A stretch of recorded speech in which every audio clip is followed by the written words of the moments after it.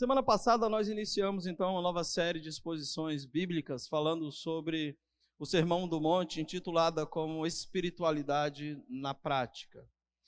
E fomos desafiados a pensar na primeira semana sobre a ética do reino, sobre as bem-aventuranças, sobre as qualidades de um verdadeiro discípulo de Jesus Cristo. E nessa noite nós vamos dar continuidade. Resolvemos pegar o capítulo 5, 6 e 7 e dividi-lo em algumas mensagens em que estaremos trabalhando com vocês, creio eu, até o mês de junho, se assim Deus, conforme sua vontade permitir. Se não, a gente continua ou para, porque tudo é dele, como já ouvimos, ele é o Senhor de tudo. Se for do desejo dele que a gente passe em junho, a gente vai passar. Se não for, a gente vai parar em junho e aí vamos iniciar a nova série de exposição em João, o Evangelho de João. Mas o capítulo 5, 6 e 7 é uma perícope apenas, irmãos. O que é isso, pastor? É de comer? Não, não é salgado e nem doce. A perícope é a porção do texto, é o capítulo, é a fala, que ela é por inteira. Então Jesus, quando senta para ensinar os discípulos, ele de uma forma só, de uma única vez, ele passa a trazer diversos ensinamentos em uma única perícope, em uma única porção, em uma única escrita. Resolvemos então dividir esta perícope em algumas mensagens para que nós pudéssemos ter um tempo hábil de poder aplicar melhor os ensinamentos contidos na mesma e também, queridos, não enfadá-los, porque imagina vocês, se nós diante de 4, 5, 6 versos, levamos aí entre 45 minutos até 1 hora, imagina se fôssemos pegar os 5, os 6 e os 7.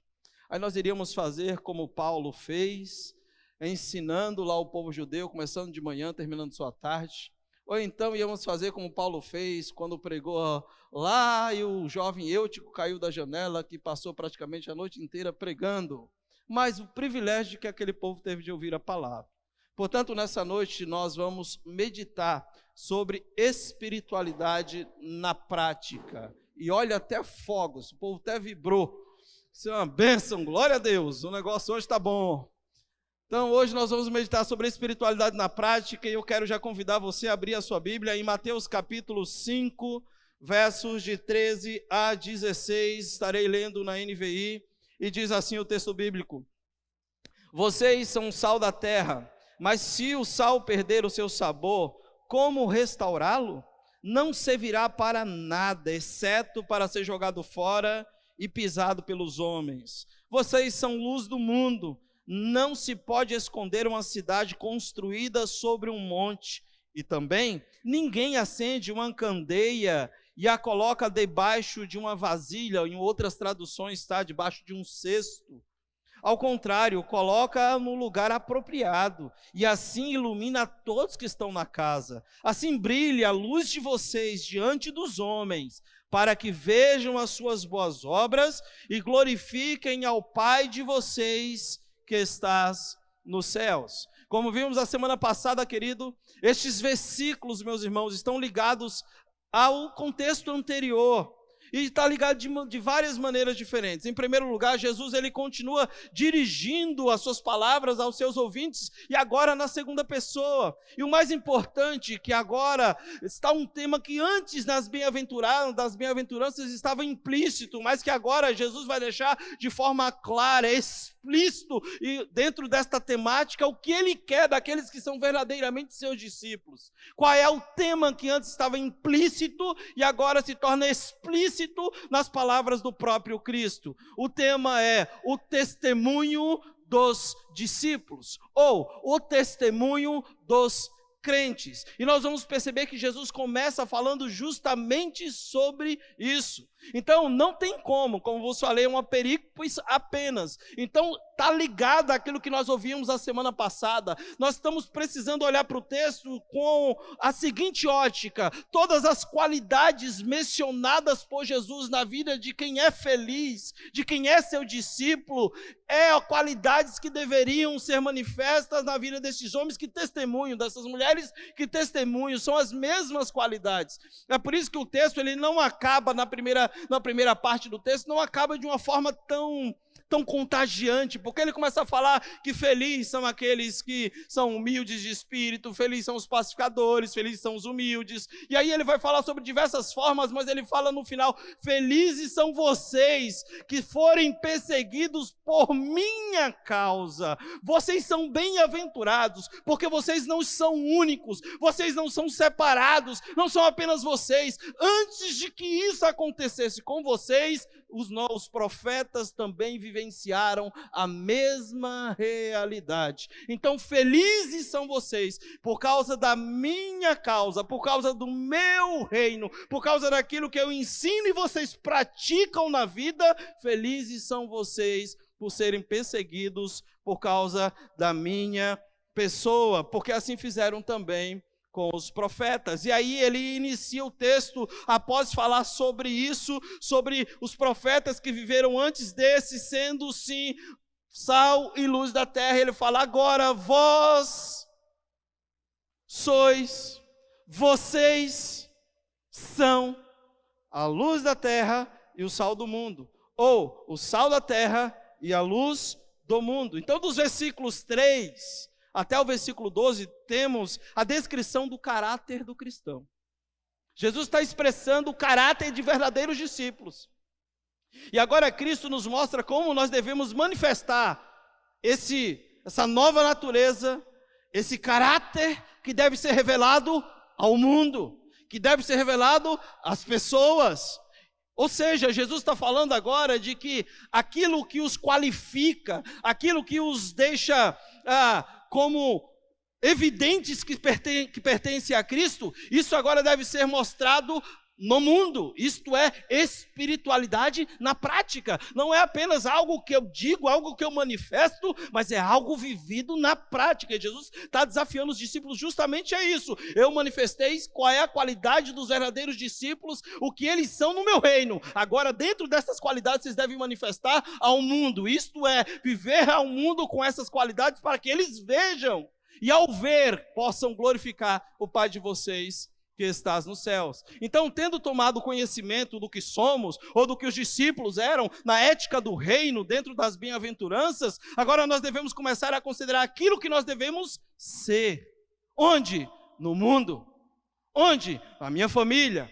Onde? No meu trabalho. Onde? Na faculdade. Nós devemos ser o quê? Devemos ser discípulos que têm uma missão a cumprir, que têm um testemunho a zelar, que têm uma vida com Cristo e qualidades de vida que deve ser compartilhada com outros. Então, quando Jesus decidiu ensinar aqui aos seus discípulos a ética do reino, ele propôs a eles duas grandes necessidades que eu e você precisamos considerar seriamente nos dias de hoje. Quando Jesus começou a falar sobre a ética, sobre os princípios do reino, sobre a qualidade dos discípulos, ele propôs duas grandes necessidades para eles, que cabe a mim e você hoje considerarmos. E isto tem a ver com a nossa mensagem central desta pequena porção dos versos que nós lemos. Qual que é estas duas necessidades que nós vamos enxergar dentro da nossa mensagem central do texto? Essa que aparece para você. Nós precisamos subir na direção de Deus e depois descer na direção do próximo. Jesus se assenta para ensinar. Em um primeiro momento, queridos, parece que ele está ensinando um povo todo. Mas em um primeiro momento ele ensina para os seus discípulos, aqueles que se aproximam, e fala das bem-aventuranças, da qualidade, da ética do reino. Então os discípulos se aproximam, ouvem, mas tem uma missão. Agora vocês vão. Essa é a necessidade de quem é discípulo de Jesus. Precisa sim ter a consciência de subir na direção de Deus, de se relacionar adequadamente como alguém que é pertencente ao reino, como alguém que já é discípulo de Jesus, mas não apenas subir e ficar, mas precisa descer e ir até o próximo, compartilhando das qualidades desse discípulo, para que estes que possam ouvir das boas novas do Evangelho, possam ser transformados. Esta é uma espiritualidade na prática, que é o que nós vamos ver acontecendo aqui hoje. O fato é, meus irmãos, que eu e você não vivemos isolados. Nós não somos deste mundo, de fato é isso. Nós não vivemos isolados, nós não pertencemos a este mundo, mas Nós vivemos nele. E como é que eu e você vamos viver dentro desta realidade de mundo? Falando ou fazendo aquilo que Pedro nos orienta na sua carta, no capítulo 2, no versículo 9, que ele diz: vós sois raça eleita, sacerdócio real, nação santa, povo de propriedade exclusiva de Deus.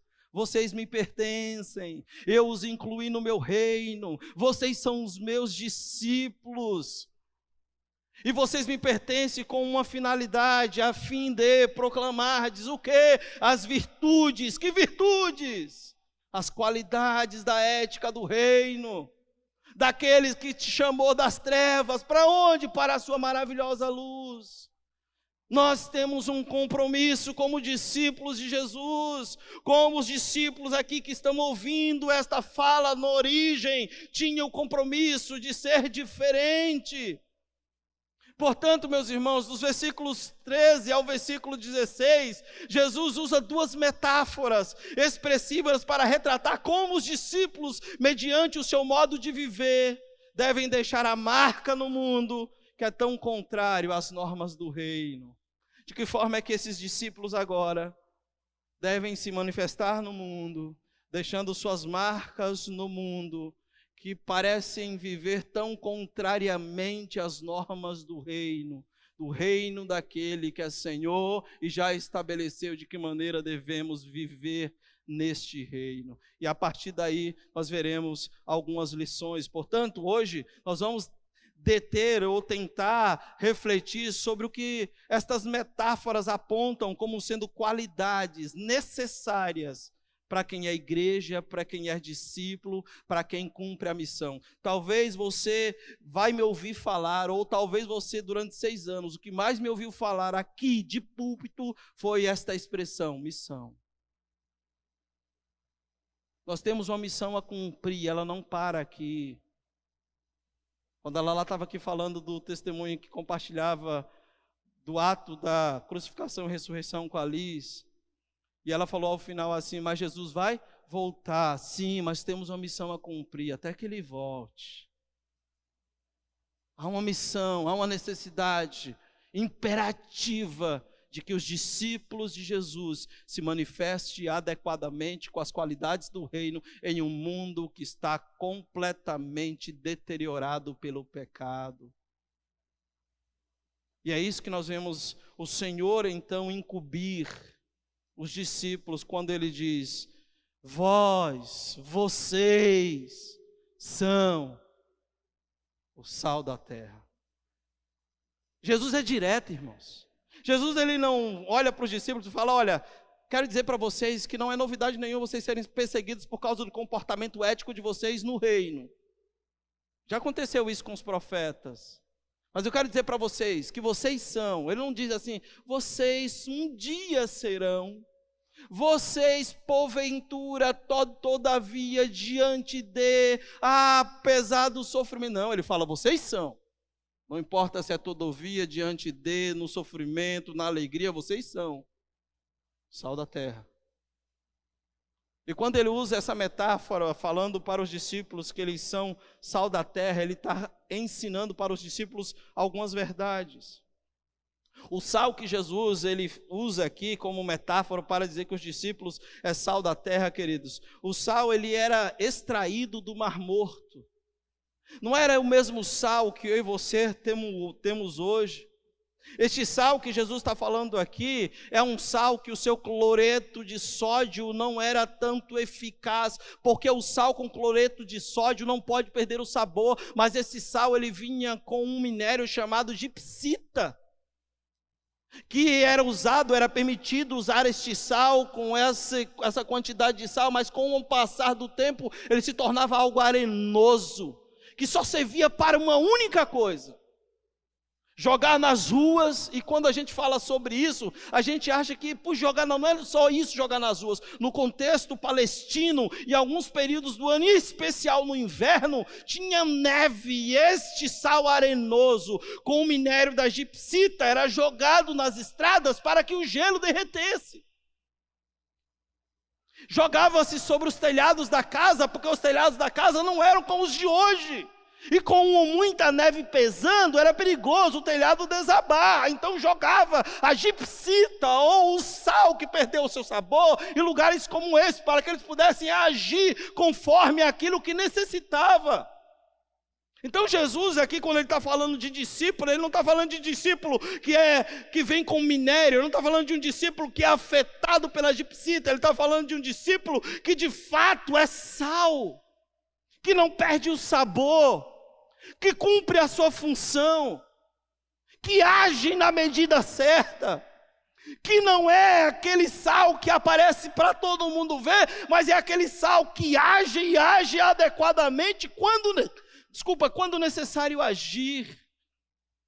É isso que Jesus está falando a respeito para os seus discípulos aqui na origem, e também compartilha conosco nesta noite destas verdades.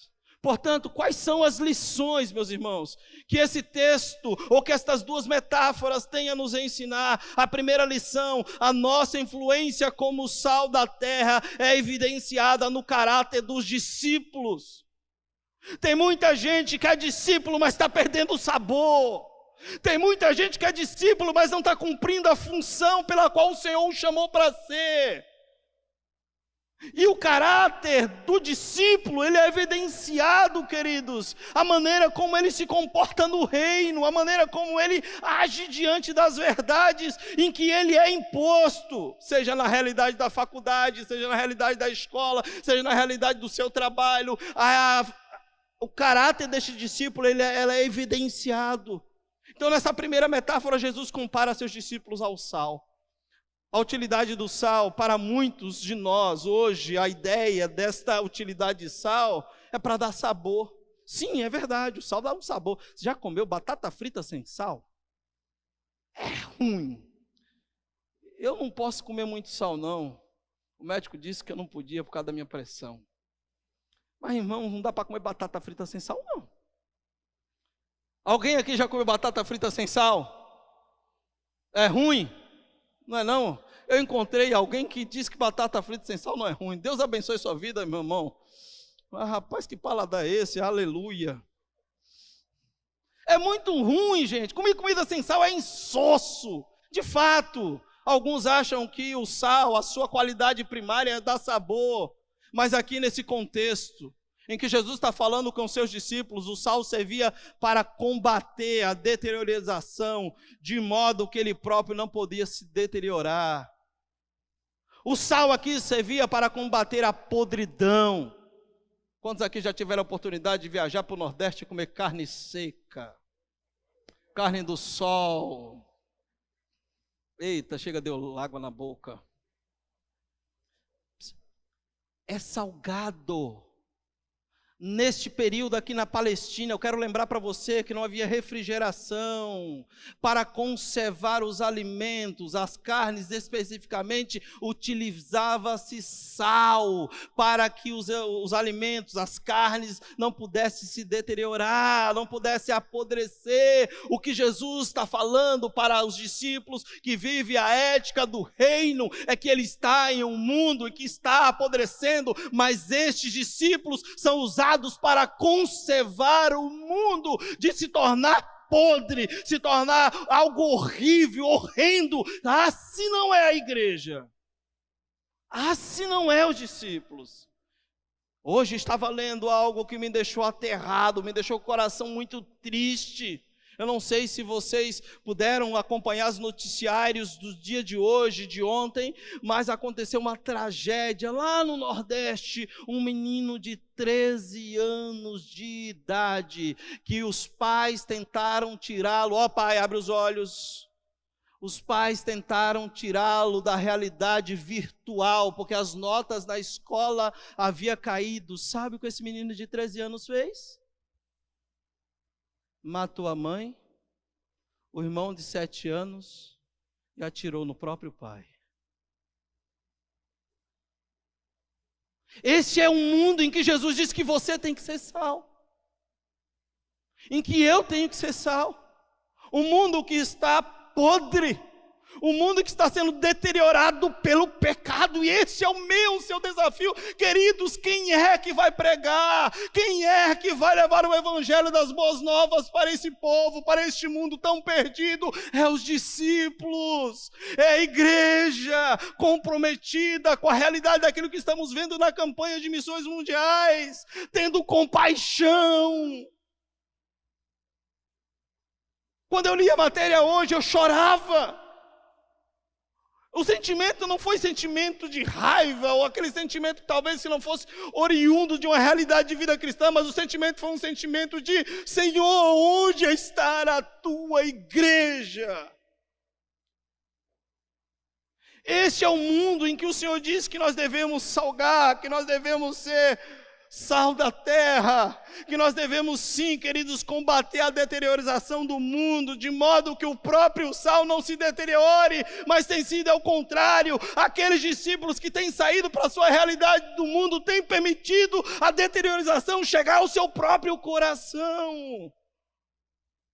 E aí é uma advertência no texto em que nós lemos: se o sal perder o seu sabor, para que serve? Serve para ser fertilizante. É duro, mas é palavras do próprio Cristo, está inserida no texto em que nós lemos, no versículo 13, ele diz: vocês são o sal da terra, mas se perder o seu sabor, como restaurá-lo? Aqui há uma pergunta retórica, e a resposta é: não há possibilidade de perder o sabor. Quem é discípulo genuíno de Cristo, inserido no reino, vivendo a ética do reino, não tem como perder o sabor. É por isso que o Senhor vai te mandar para as faculdades. É por isso que o Senhor vai te colocar em um emprego onde as pessoas, a maioria que estão lá, não conhecem a verdade. É por isso que o Senhor vai nos enviar, queridos, no meio de lobos, para que nós, como sal, possamos conservar a deteriorização do pecado na vida desse povo, compartilhando do Evangelho de Jesus Cristo. Isso é espiritualidade na prática. Espiritualidade na prática é ouvir e ler e entender tudo isso que está dentro do conceito do Sermão do Monte e ser inserido na minha faculdade, no meio da minha família, no meu trabalho e dizer: eu estou aqui com um propósito. Não é o meu trabalho, o propósito do meu trabalho é ser discípulo. Ser discípulo de alguém que me convocou para fazer diferença aqui onde eu estou, diante de um mundo que está apodrecendo. Então, meus irmãos, Jesus implicitamente aqui está dizendo que o mundo e os seus discípulos ficam cada vez mais deteriorados. Se esse mundo não estiver com a marca evidente dos discípulos, que é de Jesus, ele vai se deteriorar. A presença dos cristãos, a minha, a sua presença, retarda a decadência moral e espiritual de um mundo que está sendo cada dia mais derrotado, arrebentado, influenciado, apodrecido pela realidade de uma vida pecaminosa. Se esses discípulos vivem de acordo com as normas dos versículos 3 aos versículos 12, não há como não exercerem boa influência sobre a sociedade. Se esses discípulos viverem conforme as normas estabelecidas por Cristo, no Sermão do Monte, nas bem-aventuranças, não tem como não influenciar. Não tem como aquele que é discípulo do Senhor viver as 8 qualidades estabelecidas aqui no Sermão do Monte. Aliás, o pastor Gil falou semana passada, é uma grande verdade. O Sermão do Monte é um tipo de decálogo, de lei, de ética do reino, como foi as tábuas da lei estabelecida para Moisés no Monte Sinai. Aqui também há 8 bem-aventuranças que qualificam quem é discípulo de Jesus. E não tem como essas 8 bem-aventuranças ser vividas pelos discípulos de Jesus em um mundo em deterioração e este mundo não ver esta realidade de vida e querer ser transformado pela mesma realidade. Então, meus amados, se de fato esses discípulos vivem de acordo com as normas, as éticas do reino estabelecida por Cristo, não tem como não influenciarmos uma sociedade que está cada dia mais caminhando a passos largos para o inferno. E para você entender como isso funciona, nós precisamos reconhecer que é impossível seguir as normas do reino unicamente na vida privada. Agora eu sou discípulo, então agora eu vou ficar em casa, eu vou me trancar aqui eu vou ser manso, aqui eu vou ser pacificador, aqui eu vou ser humilde. Não, sabe onde é que essas qualidades têm que ser reverberadas? É lá. É no meio do mundo que está apodrecendo. E aí, queridos, Sabe aquele momento em que as pessoas vivem conflitos, e aí você está lá no meio, e o Senhor te permitiu estar lá, e ao invés de você jogar lenha na fogueira, você é pacificador. E todos vão ser contrários, porque vão falar, você não toma partido, você é neutro, você ao invés de tomar um partido, disse não tomo partido, eu sou cristão, e eu tenho uma ética, a minha ética não é jogar a lenha na fogueira, a minha ética é pacificar. A minha ética é ser misericordioso, ser manso, em casa, no trabalho, na faculdade, quando pisam lá no dedinho mendinho, que está com aquele calo desse tamanho, inflamado e pisar, aí você é manso, sabe? Entendeu? Você dá vontade de enforcar, para fazer aquela oração, que Senhor, não me dá força senão eu mato. Algum tipo de crente faz isso. Essas qualidades que vão ser vivenciadas lá fora, não é aqui dentro, não é dentro do lar, não é enclausurado na vidinha. Em outras palavras, o cristão não é pobre em espírito, não se entristece com o pecado, não é manso, não tem fome e sede de justiça, não é misericordioso, não é puro de coração, não é pacificador, e tudo isso isoladamente. Não, ele não vive isoladamente, apesar de não ser do mundo, ele está no mundo. Com que intuito, com que finalidade? Com o intuito, com a finalidade de proclamar as virtudes daqueles que vos chamou das trevas para a sua maravilhosa luz. Aleluia! Desculpa, irmãos, sou batista, mas saiu um aleluia agora. Porque essa deve ser a minha e a sua realidade, irmãos. Todos nós deveríamos dizer aleluia, louvado seja o teu nome, Senhor. Porque o Senhor não me chamou para ficar isolado. Eu estou vendo a necessidade do mundo, eu estou vendo vidas morrendo, eu estou vendo vidas sendo arrebentadas pelo pecado, Senhor, e eu tenho compaixão. Eu tenho a oportunidade, Senhor, de fazer diferença, e eu o farei. Nós o faremos, porque é para isso que o Senhor nos chamou para ser. Portanto, meus irmãos, quanto pior o mundo se torna, quanto mais rápido ele se deteriora, mais ele precisa dos verdadeiros discípulos de Jesus, que evidenciem o seu caráter, sendo o sal da terra, para conservá-la de um pecado, ou do pecado, ou da vida que não agrada a Deus. É isso que Jesus está falando aqui, que os discípulos são chamados para ser um purificador moral em um mundo onde os padrões morais são baixos, instáveis ou mesmo inexistentes. Jesus fala assim, eu trouxe vocês para isso. Vocês são sal da terra e vocês vão estar sendo um purificador moral neste mundo onde os padrões morais são muito baixos, onde eles são instáveis, onde eles mesmos não existem diante de algumas realidades de vida neste mundo. Mas vocês sabem, vocês têm a ética do reino, façam diferença no meio deles. Façam diferença. Então a salinidade do cristão, meu irmão, igreja amada, é o seu caráter, conforme as bem-aventuranças. É no caráter do discípulo que se torna influência para este mundo que está deteriorado. A nossa influência como sal da terra é evidenciada no caráter do discípulo. Sabe onde Deus vai te colocar?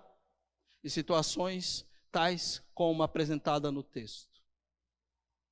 Para quê? Para que as pessoas vejam a ética do reino sendo vivenciada na prática. Eu ouvi falar, é legal. Não, eu ouvi falar, é legal e pratico. Aqui eu não concordo com a mentira.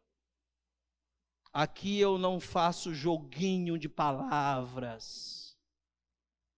Aqui não tem acordo para que eu seja beneficiado.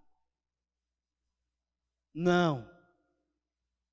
Aqui eu tenho um partido, Cristo. E Ele faz diferença na minha vida. É isso, meus irmãos. Esta é a grande verdade que eu e você precisamos saber. Agora imagina se os cristãos forem assimilados pelos não cristãos, deixando-se contaminar pelas impurezas do mundo, perderão a sua capacidade de influenciar. Sabe, queridos, para não perder a amizade, você dá risadinha de canto de boca, dá piada obscena. Para não perder a amizade, você deixa de instruir, ou exortar, ou admoestar, porque você acha que não vai ser recebido muito bem a tua fala. E quando você se cala, você concorda. Martin Luther King, talvez eu erre a frase, mas se eu errar, os seminaristas de plantão me corrijam, que não está no esboço. Ele fala, o que me incomoda não é o grito daqueles que estão aí neste mundo, é o silêncio dos inocentes. É isso mesmo? Obrigado, Renato. É calar-nos diante da imoralidade proposta pelo mundo. É calar-nos diante da falta de ética. É calar-nos diante da corrupção moral. É calar-nos diante da proposta indecente. É calar-nos diante da mentira deslavada.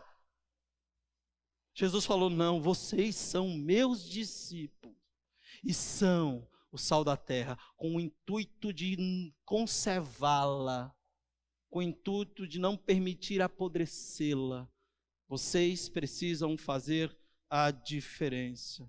Veja só, a influência dos cristãos na sociedade e sobre a sociedade depende da sua diferença e não da identidade.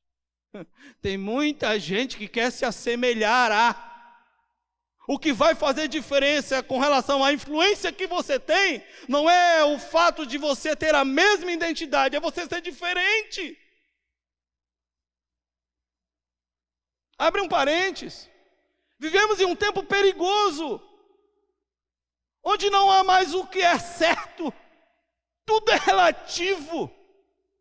Os nossos jovens têm entrado na faculdade, chegam na faculdade e não conseguem ser sal, porque se tornou tudo relativo, depende da cosmovisão. A Bíblia é uma só, a palavra de Deus é inalterável, os princípios continuam sendo o mesmo, você é sal. Você entendeu isso? Não tem porquê lá na faculdade, nas sextas ou nos sábados, ou qualquer dia da semana, você achar que é prudente você estar indo todos os dias para o barzinho.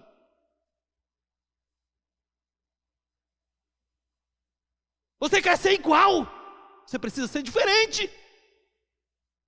Ah, pastor, eu não posso ir para o barzinho, não estou falando isso. Você deve ir, vai lá, senta, toma um refrigerante, mas tenta salgar. Tenta salgar. Aí você vai lá, ouve aquilo que não tem nada a ver com a ética do reino, daquilo que você é como discípulo, e ainda dá risadinha de canto de boca. E quando você menos percebe, você está atolado. Abre os olhos. Abre os olhos. Cuidado, viu, os adolescentes, cadê eles? Hoje vai sobrar para todo mundo. Cuidado! A era da tecnologia, dos eletrônicos, tudo está ao alcance da palma da mão e de um toque com o dedo, um clique. Cuidado no que você tem clicado. O tempo que você passa em frente da TV, em frente do smartphone, lendo o que não deveria ler, cuidado! E ainda quando os pais falam assim, chega, fica com raiva. Se é na minha época, meu pai, menina. Mas hoje diz que não pode, né? Não pode corrigir, não. Ai. Eu tenho para mim que um zumbido que eu tenho no ouvido até hoje foi porque eu só olhei torto para o meu pai. Fecha o parênteses. Cuidado, o Senhor te chamou para ser diferente, não igual. Não é para ter a mesma identidade, Ele te colocou lá E como eu falei, nós não somos deste mundo, mas estamos nele. Nós temos sim, convivemos sim com pessoas, mas não é para ser influenciado, não é para ter a mesma identidade, não é para sorrir quando não deve sorrir, não é para concordar quando não deve concordar, não é para ser corrupto ou ser corrompido. Cuidado. Cuidado. Se nós, os cristãos, formos indistinguíveis dos não cristãos, seremos inúteis. Teremos de ser igualmente jogados fora como o sal sem salinidade, lançado fora e pisado pelos homens, como diz o versículo 13. Aprenda que nosso Senhor Jesus está nos ensinando que o sal que perdeu a sua propriedade de salgar não serve nem mesmo para adubo, isto é, fertilizante. Não é palavras do pastor, é palavras de Jesus. Leia o versículo 13. O Arber Bruce, no comentário dele, diz: cuidado para que de salvadores da sociedade, de salvadores para que a terra não se deteriore, nós nos tornemos como material de pavimentação de estrada. Cuidado.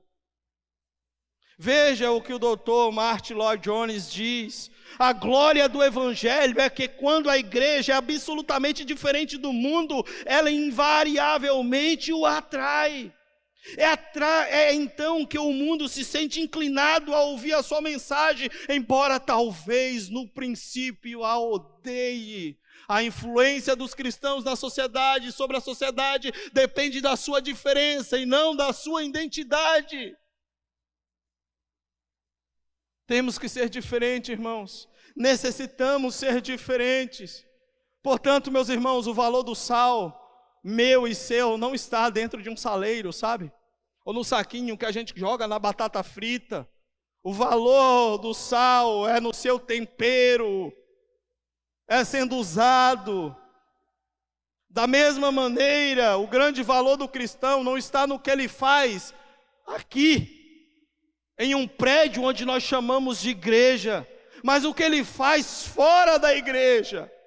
Isso é espiritualidade da prática. O valor dele não necessariamente aqui também acontece, sim, acontece, mas o valor dele está lá fora, sendo discípulo genuíno, vivendo a ética do reino, salgando um mundo que está deteriorado pelo pecado. Deteriorado pelo pecado. A gente percebe, meus irmãos, que a maior parte dos ensinos de Jesus, quando nós lemos os evangelhos, se deu na rua, no meio do mundo, do povo. E ele está falando isso para os seus discípulos, para que eles seguissem o mesmo propósito, tivessem a mesma influência, marcando o mundo com seus valores. Portanto, eu e você devemos ter a consciência que devemos sair de dentro da igreja e começarmos a salgar esse mundo, essa cidade. Precisamos cumprir a missão pela qual nós fomos estabelecidos como discípulo e como sal. Vós sois sal da terra. Portanto, viver o evangelho só no culto é fácil, irmãos. Nós precisamos viver o evangelho na vida. Mais que ouvir novos cânticos, o mundo precisa ver o evangelho na minha e na sua vida. É muito fácil viver aqui no evangelho. Agora lá onde Deus nos coloca, com o intuito de salgar, com o intuito de ser diferente, é lá que nós devemos fazer diferença. Aí talvez você diga: pastor, mas nós somos muito poucos.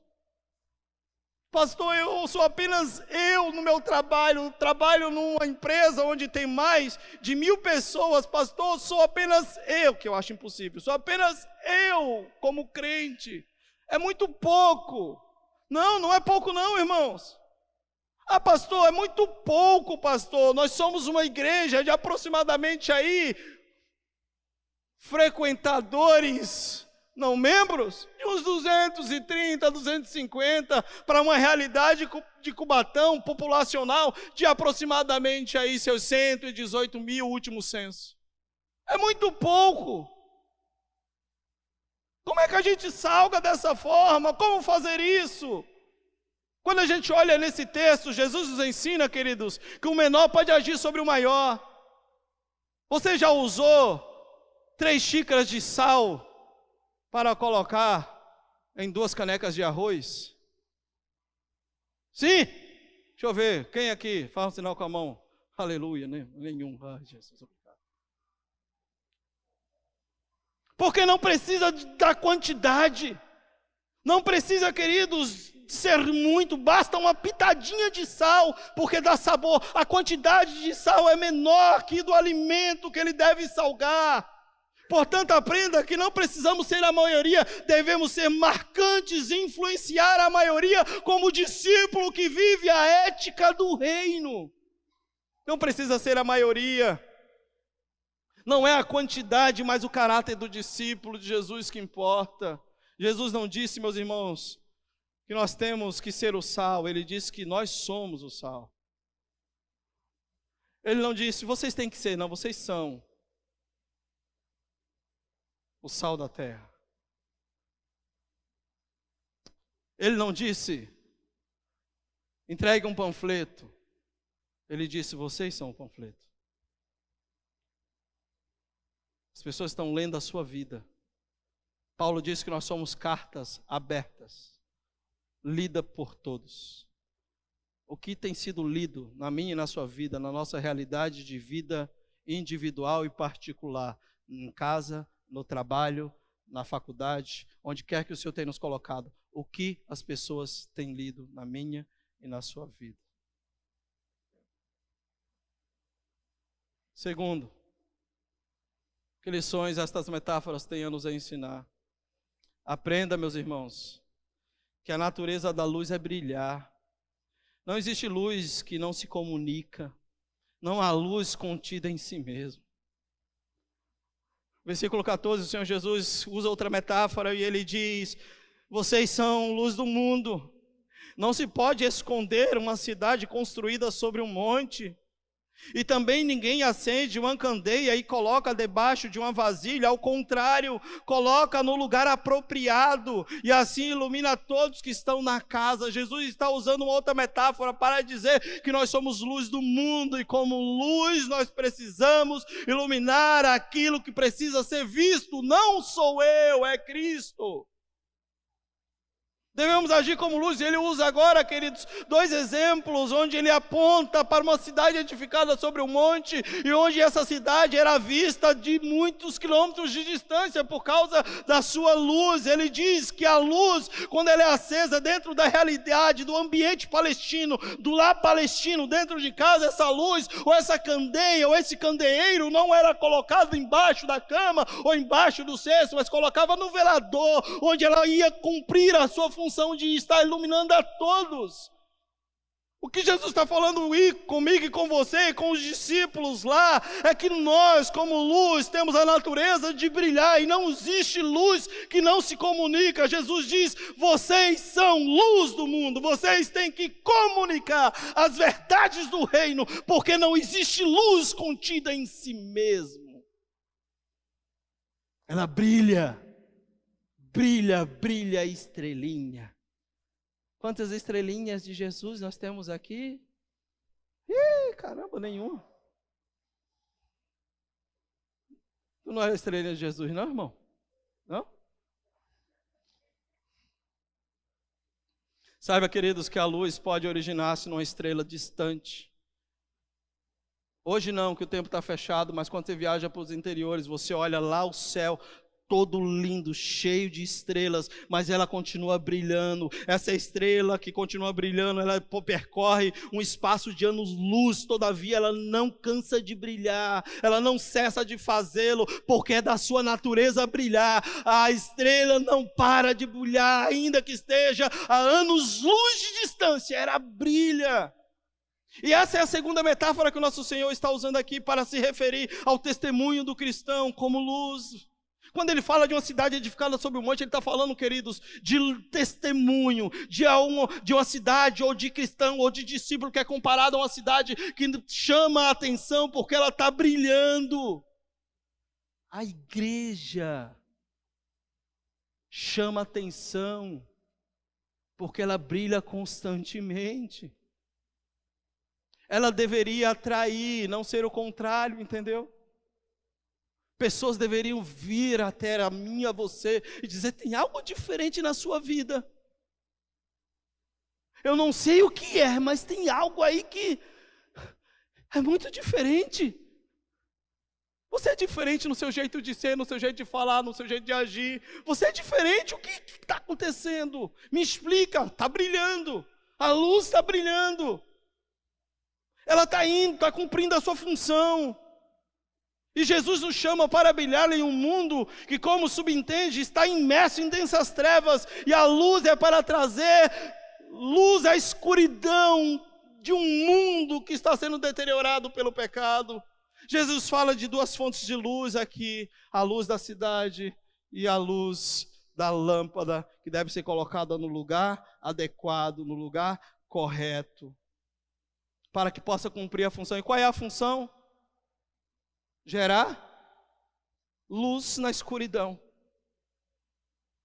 Iluminar a todos que estão na escuridão. Para que você acha que serve esse negócio aqui? Como é o nome que você quer? Oi? Refletor? Tem um outro nome. Técnico.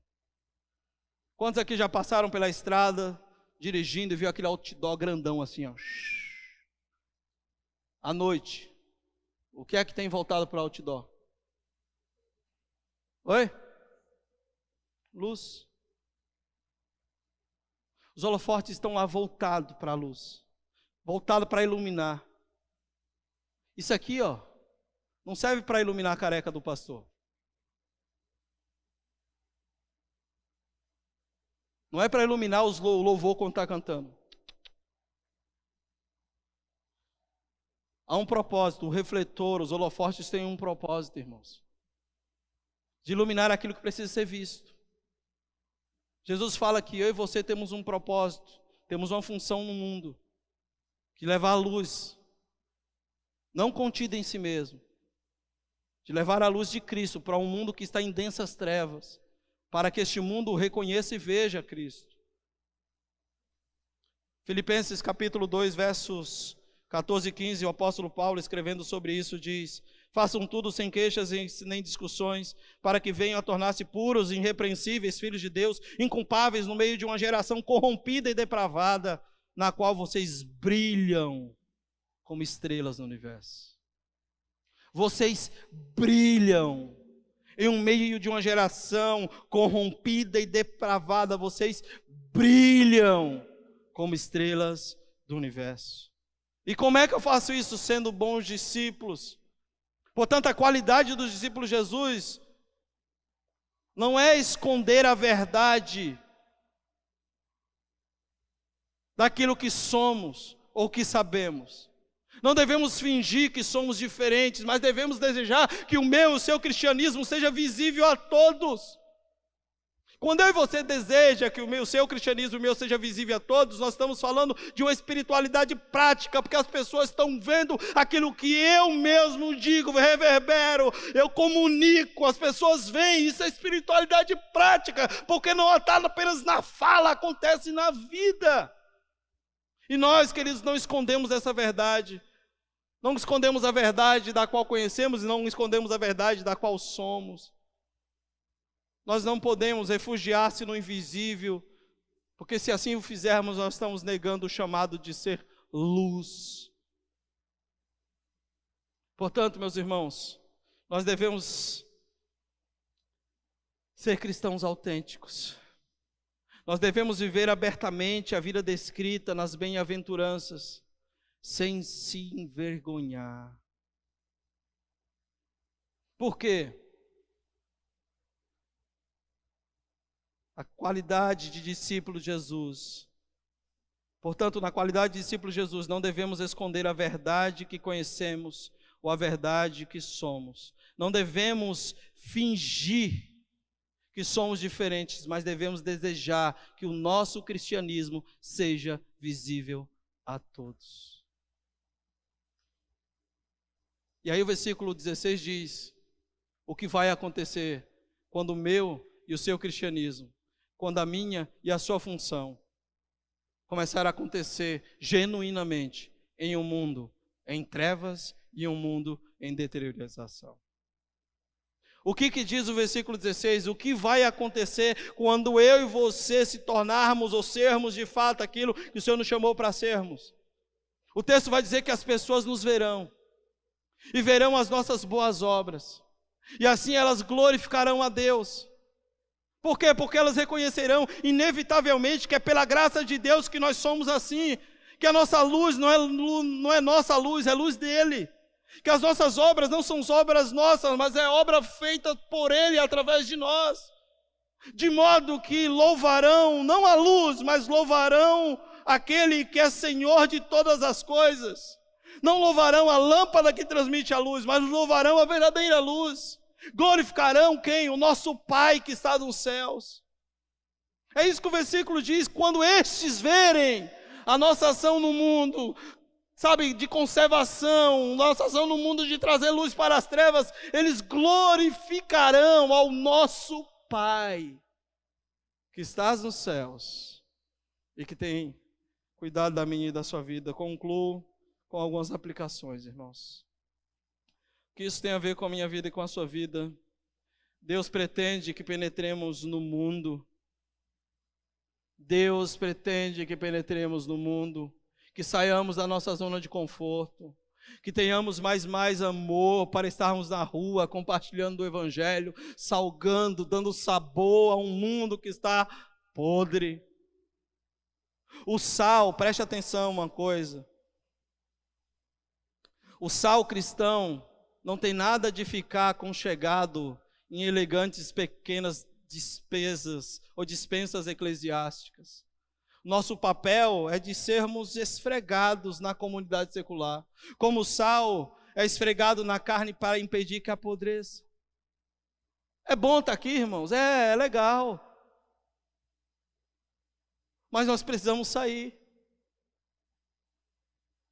Não temos que ficar nas dispensas do mundo eclesiástico. É lindo isso, né? É lá fora que faz diferença, não é aqui. Tem que produzir diferença lá fora. Jesus deu o exemplo. Temos que se esfregar na humanidade daquilo que está apodrecendo. E às vezes, queridos, vai ter um odor terrível, mas é lá que o Senhor nos quer. É lá que faremos diferença. É nesse mundo deteriorado pelo pecado. Jesus deu esse exemplo para mim e para você. João capítulo 1, versículo 14, diz que ele veio, ele tabernaculou e vimos a sua glória como a glória do unigênito do Pai. Sabe o que significa tabernacular? A ideia do tabernáculo do Antigo Testamento que ficava no meio do povo, e Deus descia no meio do povo, e Deus falava com Moisés no meio do povo. Quando o texto vai dizer que Jesus tabernaculou entre nós, Jesus se tornou um de nós, ele está no meio do povo, ele está tocando nas nossas feridas, ele está tocando nos olhos cegos, ele está curando os enfermos, ele está andando com o pecador, ele está permitindo que a mulher pecadora unja os seus pés, ele se esfregou na nossa humanidade. Ele deu exemplo, ele saiu, ele deixou a sua glória, ele se tornou um de nós, para fazer diferença em um meio de um mundo corrompido, corrupto. Ele se esfregou na nossa carne. Jesus deu sabor às nossas vidas, irmãos. Nós estávamos podres pelo pecado, mas ele conservou, ele deu sabor, ele deu propósito, ele deu sentido a mim e a sua vida. Portanto, o Senhor quer que penetremos a este mundo na realidade de salgá-lo. Segundo, o que isso tem a ver comigo, como isso se aplica a mim e a sua vida? Se você quiser pregar o Evangelho e ajudar as pessoas, terá de esfregar sal nas feridas, mostrando o outro lado e denunciando o que não está certo. O sal, além de conservar, no contexto palestino, também era usado como algo medicinal. Tanto o sal como o azeite. As famílias mais abastadas usavam azeite, mas as famílias que não tinham tantas condições assim, usavam sal. Só para você entender isso, quantos aqui já usou metiolate? Você deu risada, né? Já usou. Pensa num negócio que arde. Deus o livre. Se eu e você quisermos pregar o evangelho e ajudar pessoas, teremos que esfregar sal nas feridas. Vai arder. Mas nós vamos denunciar a corrupção. Vamos denunciar a mentira. Vamos denunciar tudo aquilo que é contrário à ética do reino. Vamos denunciar tudo. Preste atenção, Jesus evidentemente não disse: vocês são mel do mundo. Algum mel do mundo aqui, irmão? Deixa eu ver. Tá doce? Doce como mel, né? Ai, legal. Ai, não tem nada não. Jesus perdoa. Continua.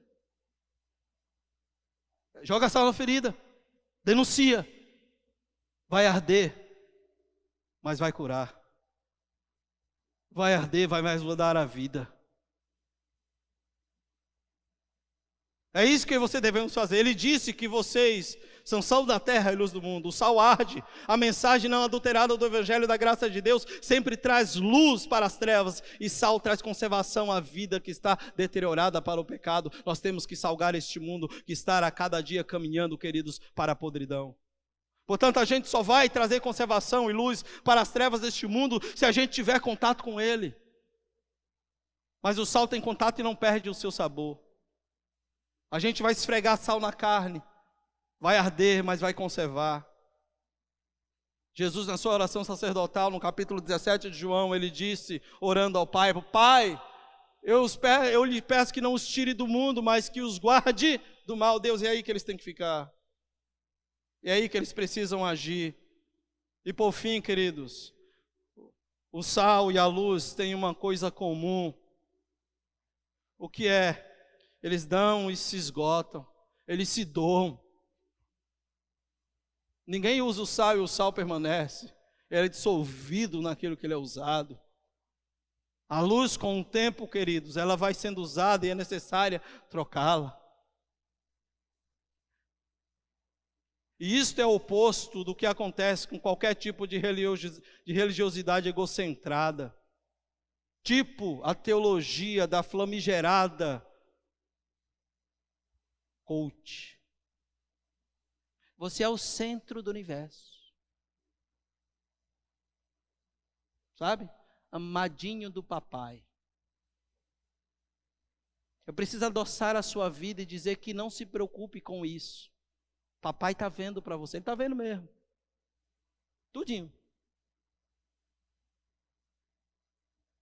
O sal e a luz têm uma coisa em comum, eles se doam e se desgastam.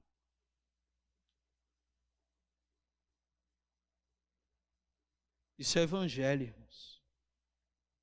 Isto é evangelho. Nós estamos se doando a um mundo que está completamente perdido com a intenção de fazer diferença nesse mundo. Isto é o evangelho.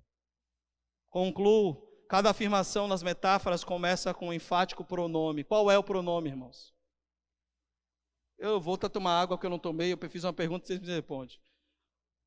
As metáforas do texto têm um pronome enfático. Qual é? Tu não pode.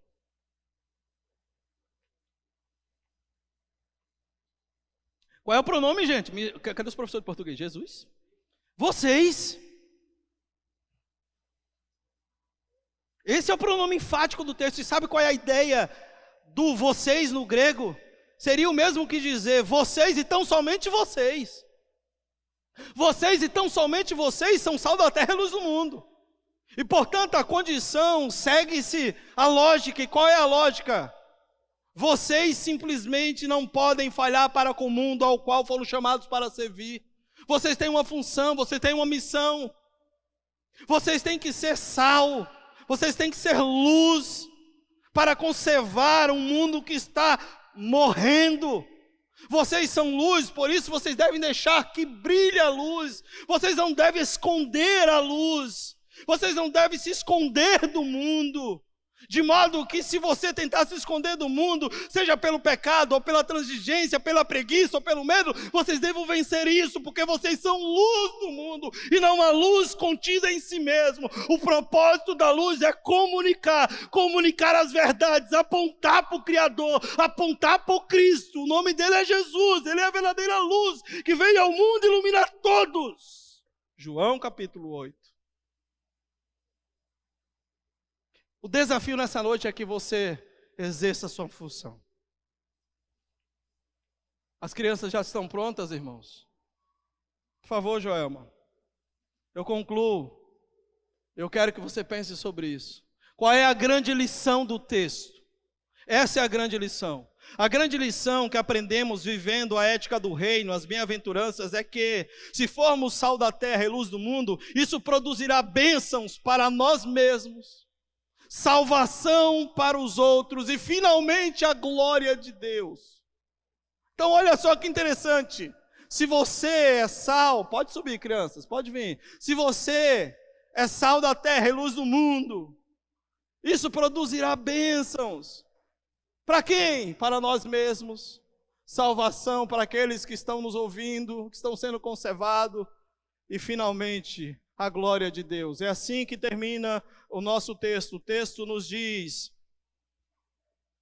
assim brilhe a luz de vocês, assim brilhe a luz de vocês, diante dos homens. Onde? De quem? Diante de quem? Dos homens. Brilhe a luz de vocês diante dos homens. Com que finalidade? Com que intuito? Para que os vejam as suas boas obras. Essas boas obras, elas estão atreladas à vida da ética do reino, daquilo que foi dito por Jesus, do ser manso, do ser humilde, do ser pacificador. As boas obras estão atreladas a essa realidade. E quando eles verem as boas obras de vocês, que está atrelada a essa realidade, eles possam glorificar o Pai de vocês, que os colocou no reino. Eles possam glorificar o Pai de vocês, que está nos céus. Então nós vamos nessa noite concluir o culto com as nossas crianças, fazendo aquilo que nos convidaram a fazer a semana passada, nos ensinando, cantando sobre esta verdade.